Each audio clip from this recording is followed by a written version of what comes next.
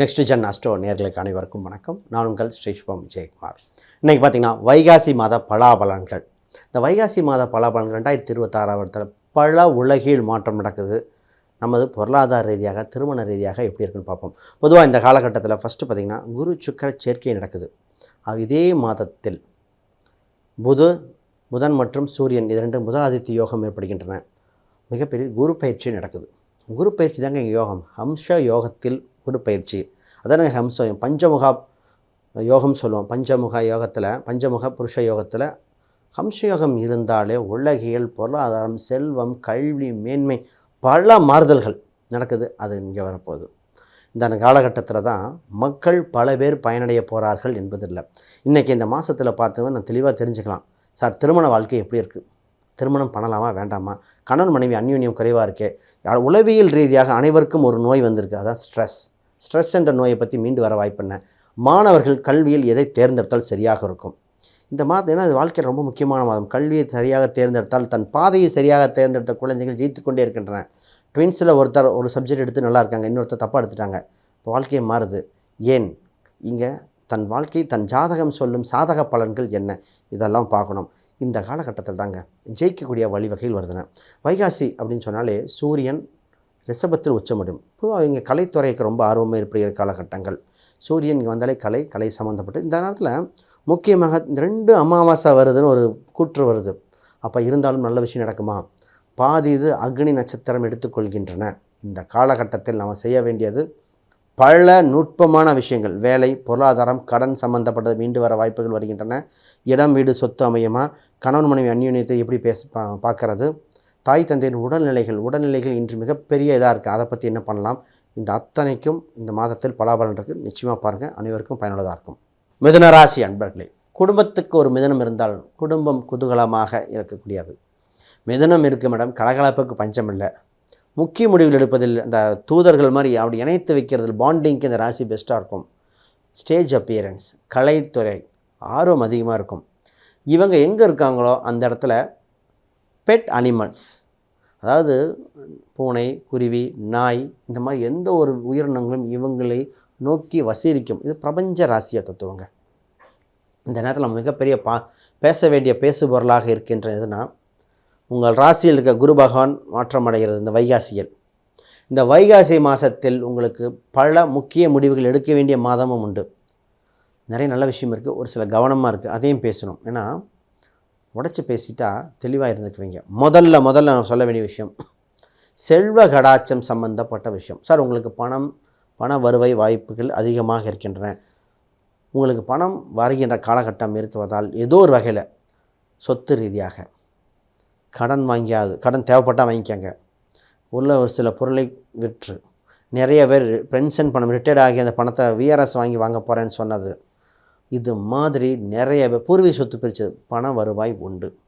அந்த பணத்தை தற்காக்க வேண்டியது, சரியான முதலீடுகள் செய்வது. இந்த ராசிக்கு இப்போ மனசு ஃபுல்லும் வீடு, வண்டி, வாகனங்கள் சிந்தனை வந்து கொண்டே இருக்கின்றன. பொதுவாக பணம் வந்தோடனே ஃபஸ்ட்டு முதலீடு செய்வது கரெக்டாக பார்த்து பண்ணிக்கங்க. ரொம்ப ரொம்ப முக்கியம். சார், முதல்ல இந்த ராசிக்கு இடம் வாங்கலாம், வீடு வாங்கலாம், சொத்து வாங்கலான் இருக்குது.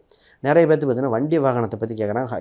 வண்டி வாகனத்தில் ஜாதக ரீதியாக பார்த்து எந்த வரிசையில் எண் செட் ஆகும், எந்த நிறங்கள் செட் ஆகும். பொதுவாகவே 4ஆம் இடத்தை வைத்து கணித்து விடலாம். நான் சொல்லும்போது ஒருத்தருக்கு சொன்னேன், லக்னம் வேறு, உங்கள் ராசிக்கு 4ஆம் அதிபதி 2 சனி சம்மந்தப்பட்டு இருப்பதால் டஸ்டர் வாங்குங்கன்னு. அது 7ஓட லிங்க் நிசான்னு வரும்போது அவங்க சொல்கிறாங்க மனைவி பேரில் இருக்க வண்டியை தான் வாங்கணுன்னாங்க. அப்போ இது மாதிரி பார்க்கலாம். செவ்வாய் தத்துவம் அதிகமாக பட்டோ இல்லை கேதுவின் தத்துவம் அதிகமாக இருந்த 4ஆம் வீட்டுக்கு சம்மந்தப்படும் காலகட்டத்தில் நம்ம வாங்க வேண்டிய சுசுக்கியாக இருக்கும். இது மாதிரி ஒவ்வொரு பிராண்டுக்கும் இருக்குங்க. 3ஆம் இடம் சம்மந்தம் இல்லாமல் கியா வாங்க முடியாது.